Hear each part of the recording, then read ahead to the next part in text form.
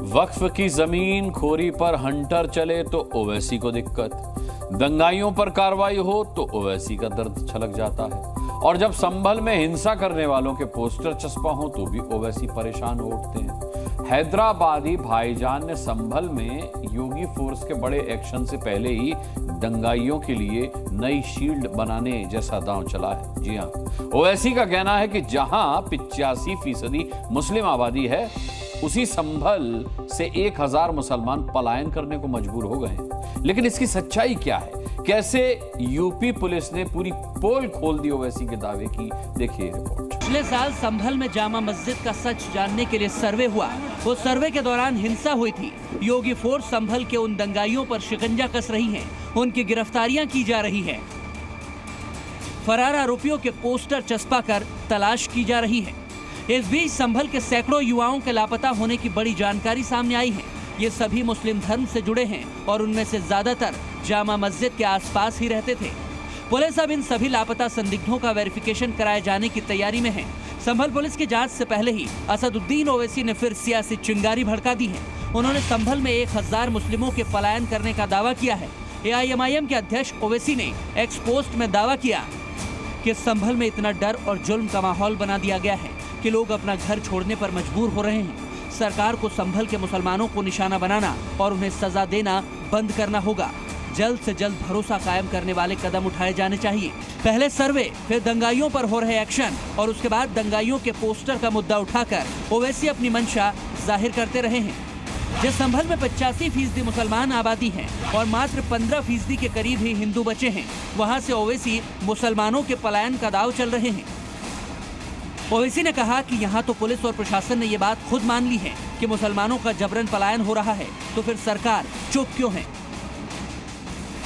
ओवैसी संभल के जिन मुसलमानों को डर के साये में बता रहे हैं और दावा कर रहे हैं कि मुस्लिम संभल से पलायन कर रहे हैं, उनके दावों की पोल तो संभल के मुसलमान खुद खोल चुके हैं। संभल पुलिस भी ओवैसी की पलायन थ्योरी का पूरा सच बता रही है कि कैसे जो लोग हिंसा में शामिल हैं या फिर उन्हें डर है कि उनका नाम हिंसा में आ सकता है, ऐसे लोग या तो फरार हैं या फिर इलाज और दूसरे कामों के बहाने से दिल्ली और कहीं दूसरी जगह पर निकल चुके हैं। कई बार ऐसा भी है कि यूँ के परिजन है, वो कोई बीमार है, इस वजह से भी लोग जाते हैं, लेकिन यहाँ पे पलायन जैसी इस तरह की कोई बात नहीं है। कोई शिकायत आई है सर पलायन की? किसी प्रकार की कोई शिकायत नहीं आई है। वही लोग जिन लोगों को 24 नवंबर की हिंसा में सम्मिलित थे, उन्हीं के परिवार जन हैं, वो अपने बच्चों को लेके या जिन्होंने पत्थरबाजी की थी, वही लोग गायब हैं। उसके अलावा कोई भी व्यक्ति यहाँ से गायब नहीं है। संभल में बेकसूर मुसलमान आराम से और सुरक्षित तरीके से अपना जीवन जी रहे हैं। फरार वही है जिन्होंने 24 नवंबर 2024 को संभल में हिंसा को अंजाम दिया था, और ऐसे लोगों को योगी फोर्स आज नहीं तो कल कहीं न कहीं से ढूंढ निकालेगी। क्योंकि संभल में अब डिस्ट्रिक्ट पुलिस हेडक्वार्टर शिफ्ट होने वाला है, लेकिन पुलिस हेडक्वार्टर को संभल स्थानांतरित किए जाने का विरोध शुरू हो गया है।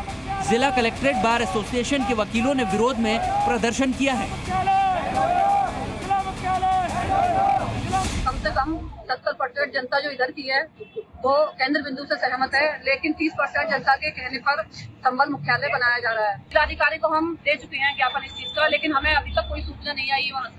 हमारा ये नहीं सुना जाएगा, मुख्यालय केंद्र बिंदु पर रखा जाएगा जब तक हम यहाँ हड़ताल रखेंगे।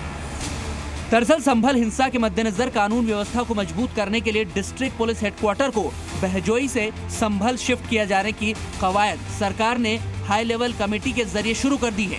यहाँ पर योगी सरकार ने हाई लेवल कमेटी को भी संभल भेज दिया है, लेकिन इसका विरोध शुरू हो चुका है। लेकिन बाबा का फैसला बदलने वाला नहीं है। संभल के हर एक दंगाई का हिसाब होगा, और इसीलिए योगी फोर्स संभल में डेरा डाले हुए है। ब्यूरो रिपोर्ट, जी मीडिया, संभल।